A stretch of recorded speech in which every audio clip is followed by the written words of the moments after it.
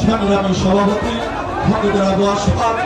হামলাই মাঠে মানুষের নেতা হামলাই থানা বিএনপির সংগ্রামী সভাপতি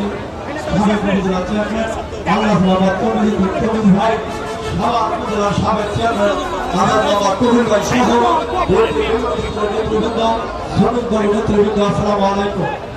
আমি আমার বক্তব্য দুর্গত বলবো না, একটি কথা বলে আমার বক্তব্য শেষ দিব।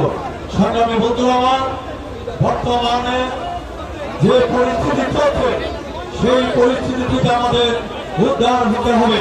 উদ্ধার হতে হলে বিএনপি শ্রমিক দল ঐক্যবদ্ধভাবে আমাদের সজাগ থেকে আমাদের আগামী দিনের জন্য আগিয়ে যেতে হবে।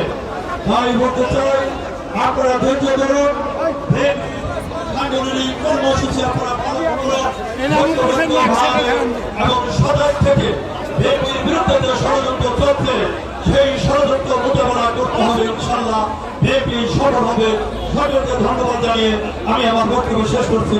আল্লাহ হাফেজ। বাংলাদেশ জিন্দাবাদ, বাংলাদেশ জাতীয় জিন্দাবাদ, দেশ জিন্দাবাদ, তারেক রহমান জিন্দাবাদ, জাতীয়তাবাদী শ্রমিক দল জিন্দাবাদ জিন্দাবাদ।